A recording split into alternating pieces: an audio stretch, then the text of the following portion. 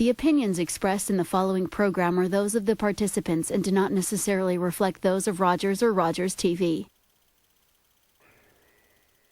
How and where do we generate the electricity we need in Ontario? Let's talk about it on Goldhawk Live.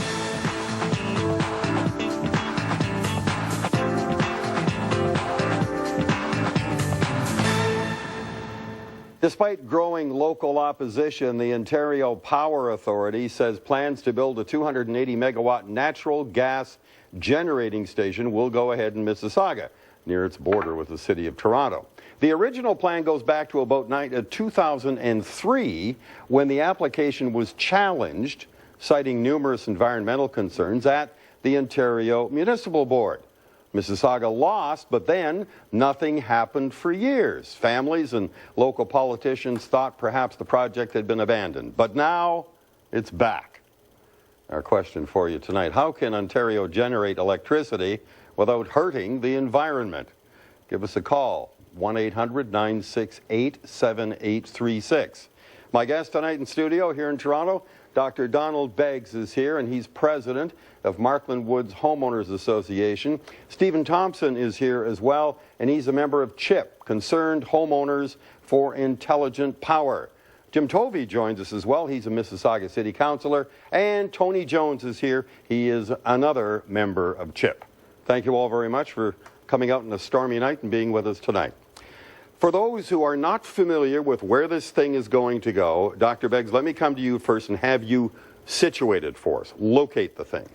It's on the western boundary of Mississauga as it abuts to Etobicoke, very close to Sherway Mall, very close to the Trillium Hospital, about 200 yards northwest of Trillium Hospital.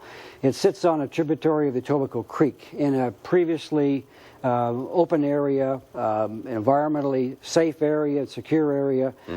It is, if you say that probably the worst place to place it, it is not a location where you can help but hurt the environment, as you indicated in your introduction. But it's right smack dab close to a hospital on a riverbank and near residential homes. Well, that sounds like the perfect storm, does it not? Sure does. Doesn't it to you? And is that not the argument that was made a number of years ago when it went before the Ontario Municipal Board? Well, a lot of the arguments that were brought up at the time were some of the aspects in terms of the environmental aspects of it, Dale, in the sense of why is a environmental screening being done as opposed to full environmental assessment on a natural gas fire generating station within close proximity, as Don said, to a hospital, a creek, and residential homes. Oh, what's the, okay, and Jim Tovey, what is the current attitude of Mississauga Council about this? Well, everyone on Mississauga Council is tremendously frustrated. It was actually 2007 that the Ontario Municipal Board ruled on it. Yeah. And the City of Mississauga refused the application, tried to change the zoning on the site so that they wouldn't be allowed to have a power plant there. And then lost before the board, right? And then lost before the Ontario Municipal Board. And this is what happens with us, with cities all over Ontario, not just with power plants, with the Ontario Municipal Board. Well, was Council surprised when suddenly the thing, there was an application for a building permit to go ahead? Was that a shock to some people? It was a big shock to all of us, but the City of Mississauga had no choice. The Ontario Municipal Board ordered them to give them the building permit. I mean, there was nothing that the city could do about it. So they lost at the OMB. I was just at a conference in Halifax, the Canadian Federation of Municipalities, and Ontario is the only province that has a municipal board. Yeah, well, that's a whole other show, isn't it? Maybe that's a couple of shows. And the Ontario Municipal Board. To me, that's one of the biggest tragedies of this is the Ontario. Well, I guess you must be feeling power. I guess you must be feeling as a member of council that those local planning decisions really don't stay in local hands because they can be challenged by the OMB and overturned. Absolutely, as happened in your case. Absolutely. Yeah. Now, Tony Jones. Did people think when nothing happened on that site for a while that maybe the plan had been abandoned? Were people lulled into a false sense of security about this thing? No, although you could be forgiven for thinking that we might have. We've been watching this for 7 years. We've been involved with it for 7 years. So you were suspicious. You knew that it wouldn't just disappear. We know that the proponent is very determined. The proponent is Eastern Power Limited. Yeah. And we also know that although it's easy to lay it at the door of OMB, really the OMB's hands were also tied in the sense that they only rule on zoning matters.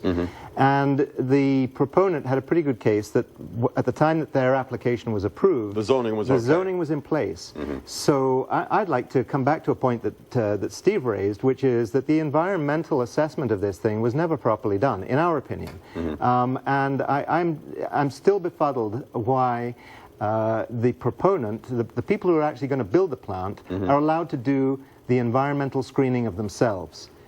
This to me is like the fox guarding the chicken coop. I just don't get it. And we made an application in 2007 to have the environmental screening, which is self-administered, elevated to a full independent environmental assessment. Where some independent experts would have a look at it. Third party would have a look at it, and we put that to the minister. Have you as a group done that yourself, though? Have you commissioned your own people to have a look at it and Well, the city get of an opinion? Mississauga, city of Mississauga did their own review. They did their own review. And it came back, and Jim can attest to that, it came back saying that it was one of the worst reports they've ever seen. Could you elaborate on that? I wasn't on council then. I was fighting. I was fighting a power plant in Lakeview. But what Steve's referring to is that that the independent expert that assessed the proponent's environmental screening report said this is a shoddy piece of work and it's one of the worst we've ever seen. And so again we ask ourselves, why does the Ontario government put up with this? They're supposed to be looking after our interests as citizens, and it doesn't matter, as you said at the beginning, where these things are. This could happen to any community out there. And this, of course, is a long-term reaction to Lakeview, right? I mean, you shut down the coal-fired plants, and I don't think anybody would necessarily, in principle, think that's a bad idea. Not at all. But then, I guess, the old line, be careful what you wish for, then what's visited upon you are a number of natural gas power plants in that area, right? Not one facility, but a number of them. That was the philosophy being used by the I think you have to look at this whole thing from the point of view of the underlying philosophy of how these things would be structured. You either go for a structure where you have smaller generating plants in communities throughout the province, or you have larger ones where you bring the power to the consumer by transmission lines. Here's a case where the magnitude of that particular choice of an alternative to Lakeview on Laureland Avenue is a magnitude of damage and danger that far outstrips what was going on in Oakville. The plume coming out of this particular facility does not blow primarily into the lake. It blows east and southeast. You're talking about the proposed out facility. of the proposed site. Okay. The plume goes east and southeast, covering Long Branch, New Toronto, Mimico, most of Toronto, and it's going over, as I said before, Trillium Hospital. It's going over Sherway Mall. It's going over the new Sherway 1 condominiums and the people who bought those facilities. As far as I'm aware, there's no disclosure in the sales brochures about that facility. So there are more people affected by the emission plume of this plant than there ever would be affected by the one that they canceled in Oakville. Tony Jones, let me ask you this. I mean, we think of natural gas as burning fairly cleanly. What's in the plume that we don't want to be breathing in? Well, mostly it's fine particulate matter that comes out of the stack at the top. There are some things that the proponent has said that they will do to limit that, but you can't get away from the fact that when you burn natural gas, it results in the very finest particles. These are called PM 2.5, and all that means is that the particles are about the smallest that you get when you burn anything. And the human body's not designed to reject those particles. It doesn't have any mechanism to do it. Well, there'd be those particles would be in the air already, wouldn't they? They would, and in fact... For all the other burning of natural gas in any given community. Including your own barbecue and your own and home furnaces and so on. And I guess the point that Dr. Boyd Upper has made is that the airshed that we're talking about here... There's a limit, is the bottom well, line, absolutely, right? there's a limit, and those limits are already exceeded. Okay. So all right. why would you add to that? We'll take a break and come back and talk about that right up to this.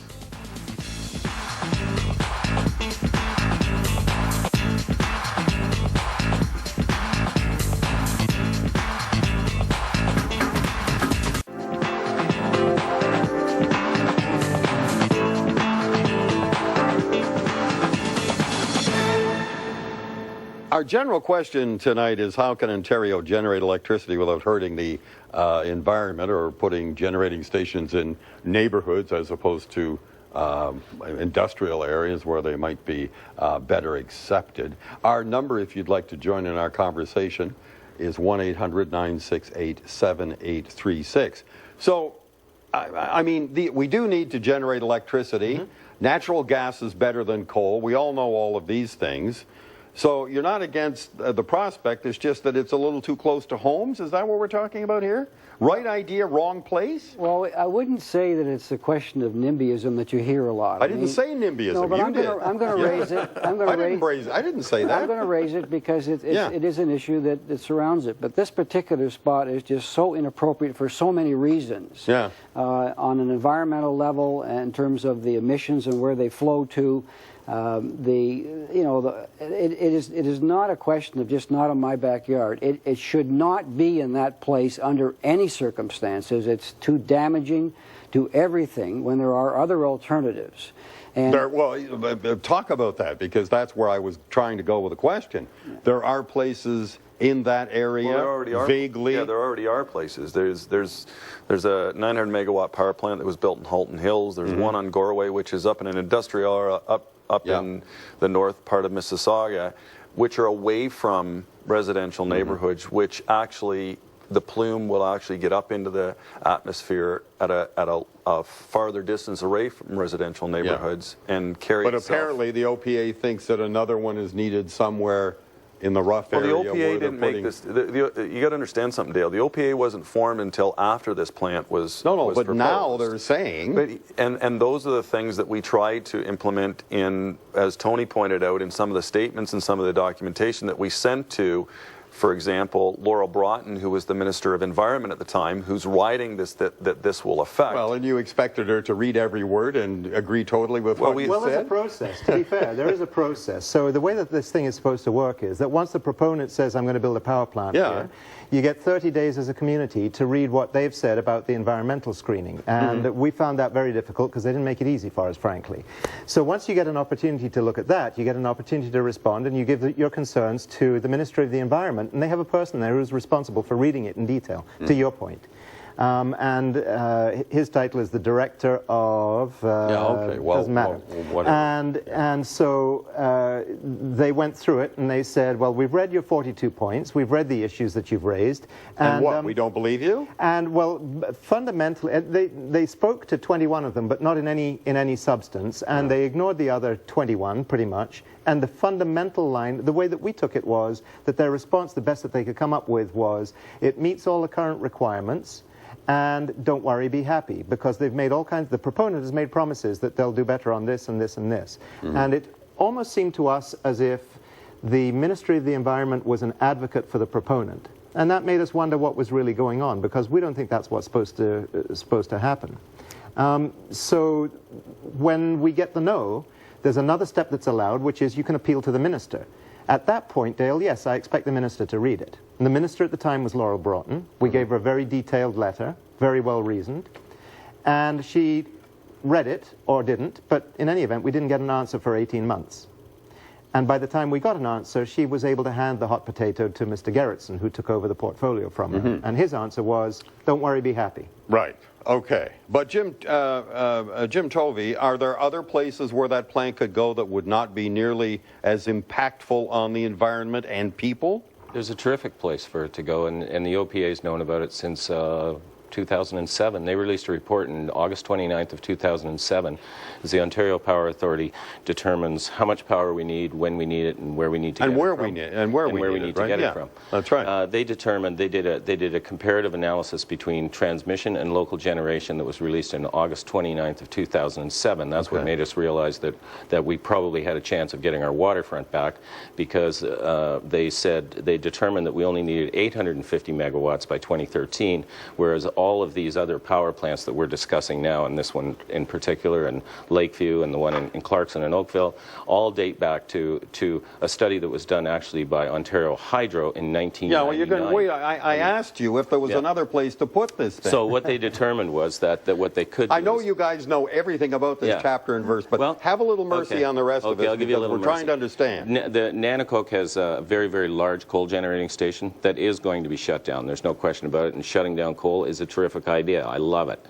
The problem is that once you shut down Nanticoke, you're going to shut down the town. The OPA themselves did a study, a comparative study, saying that what they could do is they could convert 2 of the coal generators at Nanticoke into single 500 megawatt units, giving them 1,000 megawatts. Would that be in the right run location? Right through an existing power grid all the way to the Southwest GTA. That's it. So that would solve the problem. And that's exactly why is this common sense approach suddenly seem to be not a very good idea? Well, it's actually what Minister Duguid talked about when they canceled the Oakville plant. He stood up and said, we're now looking at the transmission option. But now we have the application going ahead. Right. So what we take from this, Dale, is that it's very difficult to believe any government, honestly, and so we have to, as citizens, rely on one another to raise these issues and to take welcome help from people like yourself to bring it to the public's attention.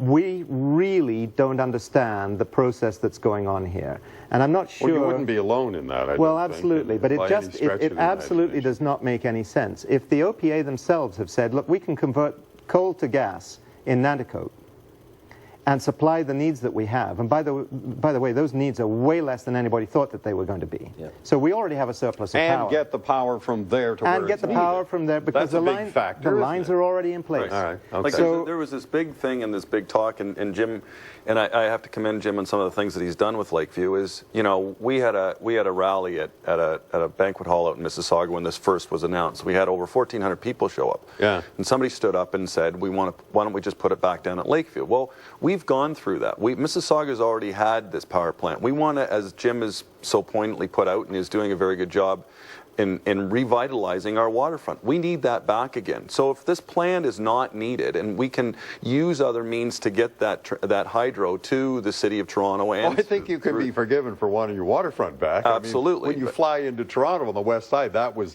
of course, the very first thing you ever saw. When you're out in your Lake Ontario, you head for the Four Sisters. It was always the same thing. But when you look at what Jim said about a viable alternative to this controversy, like why would a government continue to perpetuate a toothache that everybody doesn't want to have, including it? Well, was that a toothache in Oakville when suddenly the minister stood up and said, we don't need the power and I guess we don't need the grief is what he was Well, this is what I'm kind of getting at. You can pull a tooth very quickly if the motivation's there. So why are they continuing to push this site in the worst possible place to be when, as Jim points out, there is a viable alternative with the infrastructure already there? When you try to find out why they're so devoted to continuing this and looking at the contract, you can't get a copy of the contract. You can't get information to really understand why they're still in that area when they could be looking elsewhere. And this is part of what's so frustrating to people in my community and people living around it. And then they give the permit, and then it becomes much more angst. Do you know, in all the work that you've done, all the research that you've done as well, Jim Tovey, maybe you would know this, are there other communities that have natural gas generating stations very close to where people live? Or? Yes. Yeah, they're very popular in New York State, and they're in neighborhoods. Yeah. But did you hear about the gas plant that blew up in Connecticut last year? Yes, of course. Killed 5 people. It was 5 kilometers from a residential house, but it still killed 5 people. It was under construction and blew up. Well, why is it acceptable in New York State and it's not acceptable here? Well, I guess it is because it's going ahead, but I mean, you know what I'm driving at. Yeah, every state sets their own environmental laws. I mean, and in Canada, it's crazy here. I'm doing a lot of research now on energy to waste, from waste facilities, which are incredible in Europe. They're burning sewage. They're turning the sludge into fertilizer. They're using it on farms. and they're getting waste, and this is happening right in the middle of communities, and it's working fine, and it's acceptable because the technology is there. But they only have one level of environmental assessment. We have a provincial level and a federal level, and then each province has their own level. Yeah. Yeah. It's just okay, let's go to the phones. Here's Jeff calling from East York. Jeff, do you have a comment or a question about all of this? What do you think? Thanks, Dale, and good evening to your panel. I do have a comment, I guess, to the point that was just made by the gentleman, I think the councillor there, about the way that Europe's using some of waste materials. I've long been a proponent of this, but I think, I'm sure they know the response you'll get is no incinerators. And even when they use the euphemism of gasification plants, people catch on to that and say, no, we can't, despite the fact that the way they operate today is just light years ahead of what they were back in the old dirty days. But I guess my other point is I completely understand the concerns of local residents, but I don't know if Mississauga is doing this, but in Toronto, they've embarked upon intensification with the population. So you see the towers going up and so forth, the condominiums. Well, of course, you're stacking house upon house, essentially. Every one of those units has demands for electricity. Somewhere we have to provide it, and the further away it is, the more loss of power you experience. So, for sure, unfortunately, I guess that was done in part to say, well, we want to stop the urban sprawl and the crowded roads and so forth and all of what that entails. So let's do this. Well, I guess you can't have your cake and eat it too. But it shouldn't be done at the expense of a particular community, should it? That doesn't seem to make sense. The thing is, how do you spread it around community? I mean, it has to be in one location somewhere. Yeah. And I'm not saying this is the right location. I don't know enough about it. I'm not saying that. But ultimately, like you were referencing in New York and how close they are to residential, I mean, it may just be that if we're going to go down this path of encouraging denser population, this may be the trade-off you make. So, in any case, that's my comment. All right, Jeff, thank you very much. Who'd like to comment to what Jeff said? I'd like to comment. Okay, go ahead, Steve. TransCanada built a project up on Halton Hills along the 401. Everybody if you drive along the 401, you see it. Yeah. And TransCanada also owns another large parcel of land that could actually, another plant could be built. Transmission lines could be run down the 403 corridor and connect into the Oakville transfer station.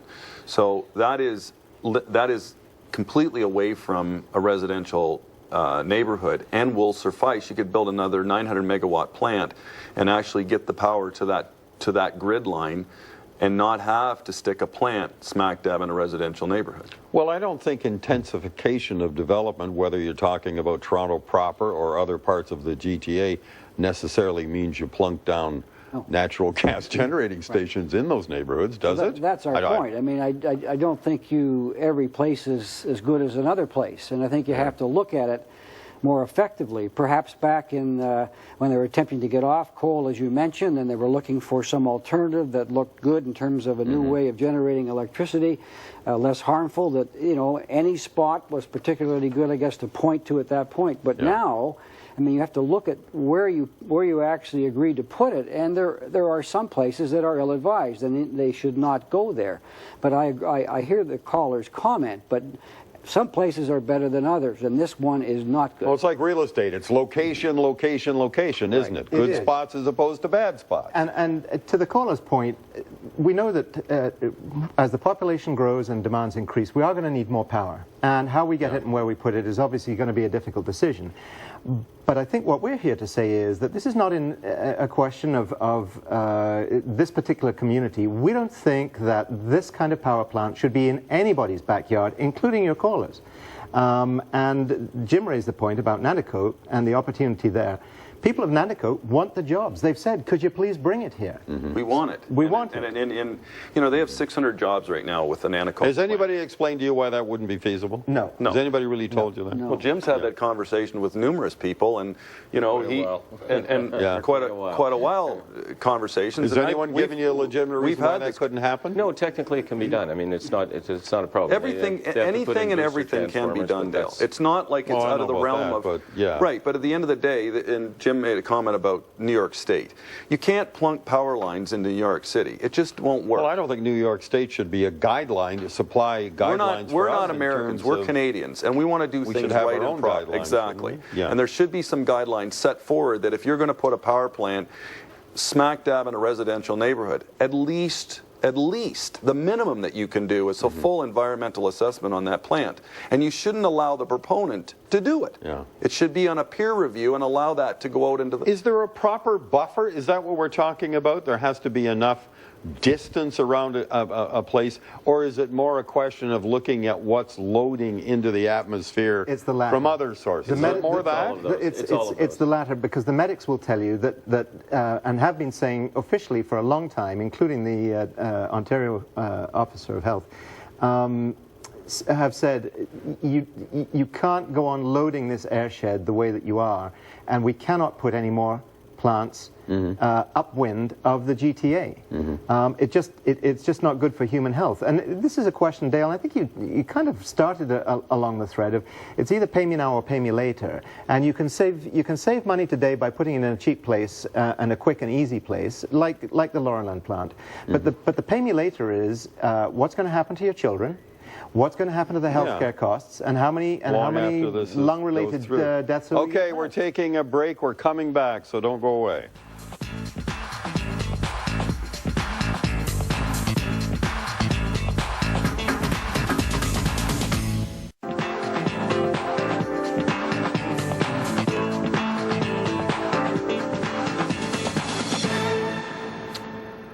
Okay, we're asking how we can generate electricity in the province of Ontario, which of course we need, without impacting negatively people and the environment.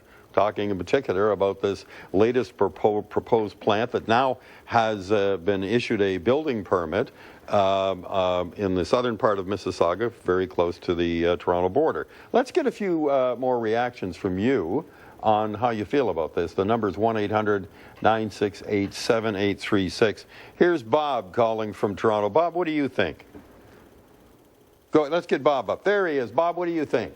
Does the panel think that the province of Ontario should import electricity from Quebec and from Manitoba? As an answer to some of these problems, right? Yes. Okay. Generally speaking? Depending on the price. It depends on the price, doesn't it? And once again, it depends on the transmission lines, because as we all know, because we talk about these issues a lot, the farther you pump the electricity, you do have loss of electricity going over a long distance. Jim will have an answer to this, and I don't know if he will or not, but I think we sell electricity to the province of Quebec, and we buy it back at a higher rate. I don't know about that. Well, we in cases where suddenly we're taking in a lot of, well, this is a whole other topic, of course. Right. Take in a lot of, on a windy day, we make more electricity than we need, and we pay other utilities to take it off our hands. Exactly. So it's a very tricky proposition getting exactly the right amount of electricity, because you can't store it. At least As not things under presently today's stand, my technology. understanding is we have a surplus of electricity above peak loads, because the economy has dipped since the big recession. Yeah, but you can't count on the economy going into the tank to help you with absolutely you can't. A lot of it actually has to do with the renewables as well. If you look at, in 1999, they said we needed 2,250 megawatts by 2011. In 2007, they said we needed 850 megawatts by 2014. Yeah. That was before all the renewables came online. That was when people were finally getting hip to conservation, and it was before the global economic meltdown, when a lot of our factories closed, and they're not going to open again. Well, but there will still be other uses for electricity. I mean, we have to understand that as our population grows, we're going to need more electricity. No argument there, right? Right. Okay. But to the point of the caller about bringing it in on an east-west notion, this has been talked about a lot. I don't think people generally think that would suffice, that would be a good way to do it. It's not something to depend on, for sure. We have to take some initiatives. There's no question about it locally. Yeah. Here's Nick calling from Etobicoke. Nick, what do you think of this? Hi. I think we're looking at this all wrong. I think the government should offer low-interest rate loans and grants so buildings, houses, and businesses can generate their own power. These mega projects, and the loss is about a third. when you transmit it over the lines. Well, depending how far you go, yeah. Well, yeah. But that's what I heard. About a third is lost just in transmission. So, like, this is ridiculous anyway. The power should be in your neighborhood, and it should be small scale. These mega projects are just, they impact too many people. Nuclear is crazy. Hydro, you don't know if the water levels are going to be there. You know, they should be working on renewables. And they should be working on how to store energy. And well, yeah, because what happens in this house that you've outfitted on a cloudy day when the wind isn't blowing? Well, you know, they run submarines on electricity, and they have enough power in a sub that could light up a small town. So they can do it. It can be done. It's just... I'm not that old current how a submarine. I've been on them, and I know they run on battery power. That's right. Well, you charge the batteries, and the batteries your house has batteries in it if you're going to have solar or wind. Okay. You know, so... all right, let's see. Thanks, Nick, for the suggestion. Let's see. There's other technology. There's a technology. There's a company that one of the proponents that put through in the latest RFP, which is Northland Power, and I'm not trying to be an advocate for one of them, but they are just doing a project, from what I understand, in Peterborough. And what they do is at night, when electricity is cheap, they pump water up into a reservoir, and then in the daytime, that water flows down. It's done in parts of the U.S. Exactly. In Europe, so there's the caller is right. There's other water alternatives, battery in a way, right? Yep. Yeah, and we have there is a company actually in Mississauga. I can't remember the name of it, but they are one of the leading technologies in battery power for the new electric cars that are coming out. And the batteries are the size of a Kleenex box. So they used to be huge. You know, remember you used to get a cell phone. The cell phone was the size of a block. And now you can carry them around that are no more than an inch in diameter. Well, I don't want to go too far into the but there's AC power and DC power, and it's you can store DC power. You can't store AC power, so that's to your caller's point, though, and to there are ways, though, right? I mean, there are, again, to be fair to a government that we've been a little hard on sometimes here, there is a green energy plan that they've put forward, and they are trying to encourage through the feed-in tariff and through various other measures the renewables, as Jim referred to. So things are happening. They don't happen overnight. But what I'm saying to you is that right now we don't need the power and we don't need this plant, and in any case it's the wrong place. So we're going to call on the government to review its decision and to turn this thing around. Well, who do you talk to? I mean, that's everybody. That's a legitimate question at this point. The battle was lost at the OMB. Now what you didn't want to happen is slowly starting to happen. What do you do? Well, the question, I guess, is who is going to make the final call? Well, hasn't the call already been made? No, but say to make a change, to step back. The call would have to be made to change it because the machinery's in place and it's moving ahead. That's right. The question is who makes that call? Who stops the wagon? Right. Who stops the wagon? And you ask all kinds of people, and it's not them. And that's not unusual. That's not unusual. It's not. But I think the situation really is that it rests at the top, as all things do. And we're going to make sure the people at the top understand how we feel about it. And I just hope that they are wise enough to see that this is a mistake that was made back a few years ago that needs to be stopped and corrected. There are alternatives we've talked about. It's not like they're stuck for something else to do in terms of where to go. So there's no need to delay this. I think we need to stop this and recognize it was a mistake and deal with the people who can make that final call. What do you think about this, Jim Tovey? I mean, what do you do now that this whole process is once again in motion, building permit's been granted because you had no choice, away it goes, You're shaking your head. Well, yeah, it's one of the most frustrating things in my life. I mean, I spent 6 years of my life making sure that we didn't, that we got our waterfront back, that we had dealing with the Lakeview situation. Dealing with the Lakeview thing. They wanted to give us a 950 megawatt gas plant, and trust me, coal, cadmium, lead, zinc, pyrene, sulfuric acid. It rotted chimneys in our neighborhood. I mean, that's how crazy it was, and so certainly wouldn't want to go back to the coal days. And it's just so frustrating because you look at, I mean, the Oakville thing, they put an interim control bylaw in Oakville, and that sort of stopped them. They had an enormous war chest, I mean, massive amount of money, and good on them. They had a great PR work, But if you look at the Oakville It's situation, going to take a little more PR work, isn't it? well, yeah, well, they I don't know what it's. Not that I have a ready answer for you. You know, but they were, you know, the Oakville was going to do whatever it took, and this one is so far. It's like the horse is out of the barn. This one is so scary.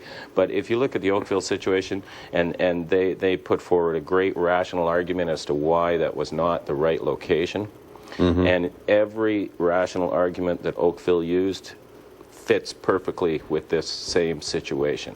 So I think all they're identical arguments. the arguments are identical. So. As far as the science goes, as far as the proximity to homes, all of that stuff. So if it was unacceptable for Oakville, why the heck, you might ask yourselves legitimately, is it not unacceptable for Mississauga? Well, the people who live in eastern Mississauga are as important to those who live in everywhere else, I would assume, as we do who live in Toronto. So I think the logic of why that was stopped, if that's the total reason, which I think there are other levels too. I think probably a number of reasons. Yeah, I think that should be applied universally in the defense of the health and safety of families and children wherever they live in the area. Yeah. All right, let me take some more calls here. Here's Nancy calling from Etobicoke. Nancy, what do you think of this? Well, I'm pretty shocked, actually. I live in the catchment area, just southeast of the proposed area, and it's the first I've heard of it, and to my knowledge, none of my neighbors or anyone in the area as far east as Mimico. You haven't heard of it before? Absolutely not. There has been no public consultation whatsoever, and I'm just wondering if it's because the focus is on it being in the south part of Mississauga, as opposed to the Etobicoke. Well, I mean, okay, it's an interesting point you bring up, Nancy. I mean, there's been a lot of publicity on that during the fight time when it went before the OMB. We can speak to that a little bit. Yeah, we can. Yeah. We've contacted, and I don't know who our counselor might be, but we've contacted Peter Milchin, we've contacted Mark Grimes, we've contacted Laurel Broughton, who was the MPP at the time, and I don't know if that's her in her riding. That's Etobicoke Lakeshore, right? Right. So we've been to. We went and asked. We had a situation where Laurel spoke at a school, and we went down and did we spoke and asked questions. Years before this is now at this point. So, Jim saying, there has been consultation. Yes, there has been consultation with numerous. City officials and provincial officials. Years ago. But it was years ago. Yeah, and it's difficult to keep the profile up. Well, it's difficult to keep these things going, and of course the Ontario government isn't going to make a big announcement about, yippee, we've got a building permit for that. Well, that's right. We are lucky in our community are very lucky that we are able to keep the initiative going by things like our newsletter, and we have a formal organization that's our 50th year. So we go beyond the information sessions that are held generally, and every month we put out things to our residents about what's happening with this particular project, where it is on a map, our concerns about it, who we've talked to. So we try to keep the knowledge level of those people who are going to work every day and they're busy with their kids. I mean, that's part of it. And not every community, and this lady who just called in, I mean, not every community has that ability to kind of get that regular update. And I think that's what she's saying. And Don's right. It's very difficult to try to, and Jim can attest to this, there's numerous ratepayer groups or, homeowners associations around, and you try your best to communicate with each one of them and make sure that each one of the presidents or the ratepayers association understand what's going on, and we've done our best to try to do that. But we've been told by certain individuals and certain politicians, don't worry about it, we'll look after it. It's going away. It's not going to happen. It's not going to go. It's not going to happen. So we've been sort of quiet on that front. Well, because you all, I'm sure, have lives to live, and you know how all-encompassing and time-sucking these things can be. I've dealt with many, many people power groups all across Ontario, and they say the same things that you do. I mean, their lives are put on hold when it gets to critical stages in some of these arguments. It can get very demanding. Yeah. And don't you have to say to yourself at some point, wait a minute, shouldn't the government be doing all these things and looking after the best interests of people? Great point. Why should there be many people power groups forming to bring what seems to me like a fairly common sense argument, a people-friendly argument, about where and where not to put this big industrial plant. Well, how many situations have you been in where things have happened that don't make any sense at all? Well, and you wouldn't I have got found anywhere. that common sense isn't that common. No, you know? that's right. Yeah, yeah. That's right. I guess really the truth is politicians don't stop power plants. People do. It's really simple. Politicians maybe at the Mississauga level they don't stop power plants. There are people in the Ontario government who could snap their fingers and stop the plant. Absolutely. Right, but would you not agree with that? What my point is that maybe they wouldn't stop politicians can facilitate the change. They can make that decision, right? But politicians aren't the ones who stop the power plant. It's people power that stop the power plant. It's the people who provide the motivation to the politicians. You know, it was the people in Oakville that stopped the power plant. It was the people in Lakeview that stopped the power plant. Every time you see. But all I'm saying is it's in the hands of certain levels of government to do the right thing in the first place. Yes, it is. That's all I'm saying. That's exactly well, what and it also is important when you're talking about something that is injurious to the community, and it's not just a bad choice on planting a tree or here or there. It's something that they decide to put somewhere where it's going to have a tangential effect on a lot of kids and a lot of families, and they know that, but still will say, be happy, be happy. How compelling is that particulate research information that you have? I mean, you talk about the fact that the area, the airshed, I guess you'd call it, cannot handle any more loading of stuff into it. Can we quantify that better, or come up with some better? First of all, Southwest GTA has been called the most taxed airshed in North America. When you think of what Los Angeles looks like, that will give you some perspective of just what we're dealing with here. And I don't have the facts anymore at my fingertips about the number of deaths. I think it's 1,600, I recall the number, 1,600 unnecessary deaths due to lung diseases as a result of the ambient pollutants that we already have in the Southwest GTA airshed. So from our perspective, any solution that adds to that load is not a good but then solution. you're presenting a kind of tricky situation for, say, the entire GTA. You're really saying, well, the loading is bad anywhere that you would go, maybe in Mississauga, or anywhere that you go in Toronto. So all these sources have to be, all these electricity sources have to be pumped in from outside, as you're suggesting, with Nanoco? And Jim made a very valid point. It's not, if Nanoco is the solution and the infrastructure is already in place, why is it we're not looking at those things as opposed to the particulate matter that comes out of this plant that's smack dab in the middle of Mississauga, basically? Here's an email that I'd like to read to you all, to everyone, and it's from Rob Fenwick, and it says, why isn't there a representative from the Ontario government on this panel? Where is Donna Cansfield, local MPP, and why hasn't she been properly representing her constituents? I thought the Ontario government canceled the Oakville plant because the generating needs were no longer required. Right. Would somebody like to react to that? And then I'll give you my 2 cents worth about why those people aren't on this panel. Well, Dale, you're the host, and I think you probably issued the invitation. Let's hear it. Well, of course we did. Donna Cansfield has declined. The energy minister, Brad Dogood, has been repeatedly invited to this program to talk about a number of issues, and certainly this would have been one of the issues we would have wanted them to talk about, but as yet we are not able to get these people here. It's not because we're not trying. Right. Let me just answer that in a way. I mean, I understand a provincial MPP has a responsibility within the party and to support party policy. And I understand that, and whether it's energy policy, whatever it was.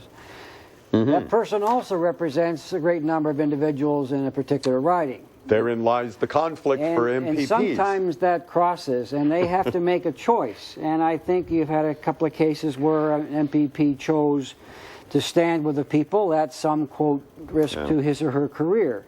I think in the case of Etobicoke Centre, where I live and where Donna Cansfield is the member, I think that choice wasn't made, quite frankly. I think it wasn't made as clearly and as aggressively as people would have liked it to have been made. And, you know, people make their own choices. But we're stuck here now in the 11th hour with the horse and the barn door gone, trying to do something, and we're trying to take leadership ourselves. Well, you're at the worst stage of these kinds of fights. You're at the done deal stage, and it's a lot tougher at the done deal stage. Well, I know. Who's going to say it's not a done deal? Okay, all right. The fat lady says Dale. But you know what I'm saying. Absolutely. The process is already in motion. And it has been from the get-go. We've been laying low because of people in high places telling us, this thing is not going to happen. Don't worry. Don't worry. Be happy. You see all of the bits going into place, but it isn't going to happen. Okay. So we're not prepared to accept that anymore because it's a strategy that we've followed, but we've been actively watching it all along, and now we're going to re-engage. Here's Ronnie calling from Barrie. Ronnie, what would you like to add to our conversation? Yeah, I'd just like to make a comment, a suggestion, and what's going on in the other world called Europe. Yeah. First of all, the suggestion is why doesn't the panel of four come up with a workable alternative to that gas program and then take it to the people and let them decide, and maybe that will wake up the MPs in that area. Secondly, Germany is now going to close down their nuclear plants, not gas plants, nuclear plants. And they've already got in place programs to replace the nuclear energy. So my question is can these four gentlemen come up with an alternative instead of having gas? All right. Thanks very much for that, Ronnie. And Ronnie's saying an alternative to gas, not just location. Go beyond that. Any thoughts on that?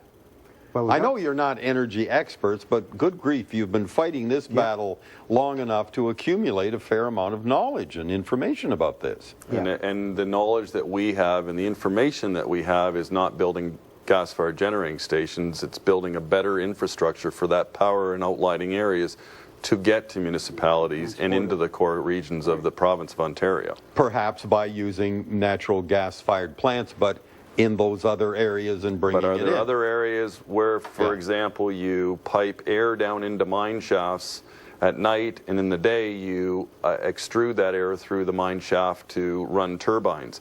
There's another alternative. Yeah, but I'm not sure we could live long enough to see some of those things. Do you? So let me speak. I agree with Jim. There's plenty of places throughout this, just throughout North America. They've been doing it for years. Yeah, but who's doing that? But they've been doing it for years, Dale, in the mining industry. Who's doing the looking? Who in government is really doing that kind of looking? There are companies out there.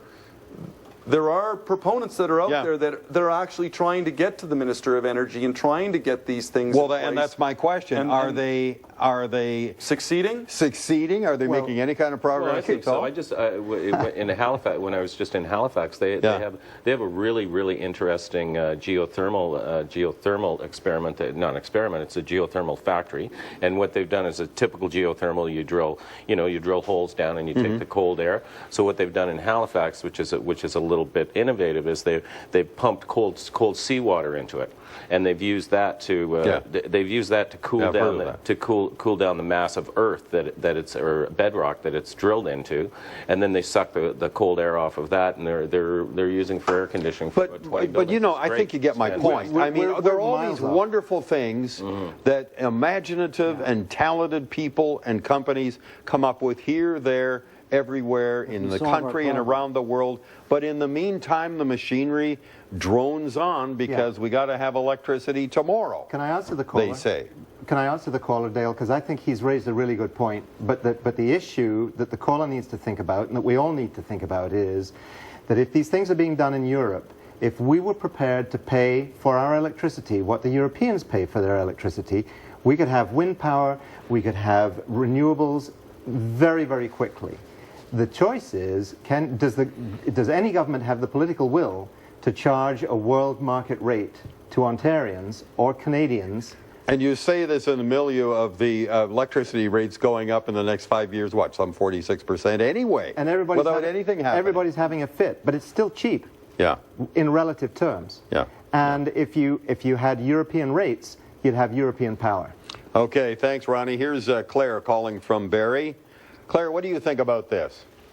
Well, I think that the whole thing is about money. Yeah? Well, this government is in deficit, the largest in Ontario history. We spend way more than we make, obviously, and this is another way of making money for the power generating stations and these things like Power Stream and all these different outfits. Why do we have 2 or 3 different prices for electricity? You buy it from a place like Power Stream, it's one rate. If you buy it through a retailer, it's another rate. Mm-hmm. Why are all these things, why isn't it just sold to us? We're paying for it to start off with. Well, how is that going to help in this fight that these men and others are involved in to get this gas plant out of their neighborhood? How do you relate to that? Well, the only way I can see you get rid of doing it that way is spend the same money on solar and wind in Ontario. Okay. All right, Claire, thank you very much. We've talked about this before, of course. Solar and wind have their place. They get paid every month $2 million. Yeah. Just to sit there. That's right, whether they go or not. Whether they go or not. We still pay for it through our hydro bills. But that doesn't answer the need for what they call base load power, right? Right. You guys all know what that means. Right. Yeah. You know, we had a blackout in 2008. The blackout was caused from a computer in the nuclear plant seeing a surge in the power line, shutting it down. And I got to stop you there. We're going to take a break, and we're coming back for a few final thoughts, so don't go away.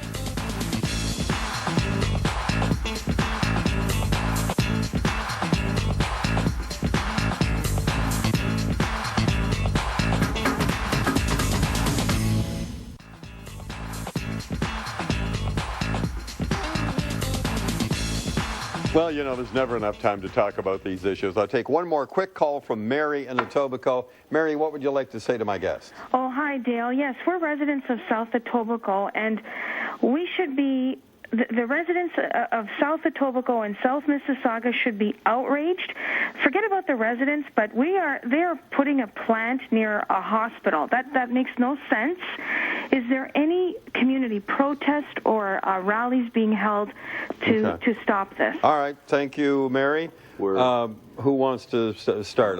I've only got a couple of minutes left. I'd like a final word from each of you. So, we'll let Steve go first. We're in the process of vamping up again, Dale, and we're going to be putting together a panel, and we're going to start getting a hold of people and trying to meet the needs of the communities and having them answer to their politicians or have questions and answers for them. All right. Donald Beggs, I'm assuming some people are just finding out again that this thing is back on track, right? They're just waking up and angry. And then what they've got to do is they've got to get the name of their local ward councillor, get on the phone, go to their office, talk to them directly, don't take no for an answer.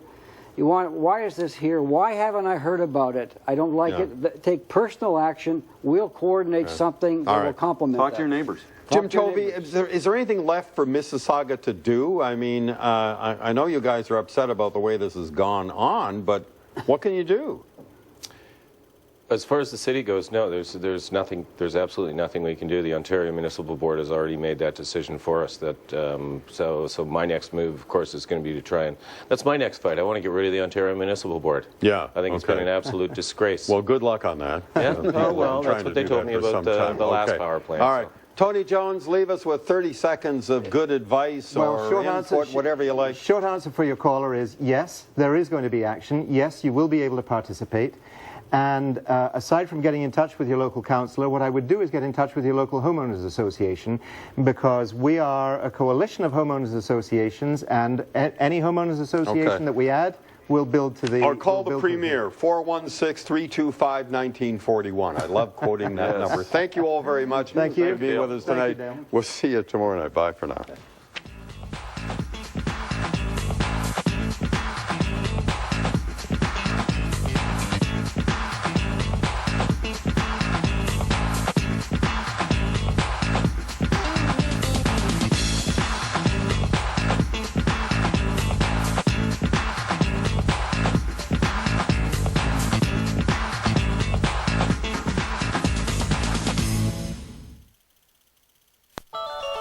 the Rogers TV viewer response line at 416-446-7076 or email us your comments.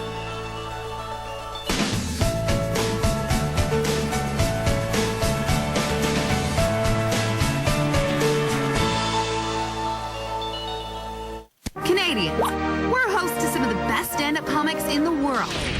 Fight Television has assembled 32 of our nation's funniest for a chance to win $10,000 and be crowned Canada's next stand-up superstar. This is a true story. I was a virgin until I was 23. And another true story, I'm 23. So there you go. Catch Stand Up and Bite Me starting May 27th, only on Bite.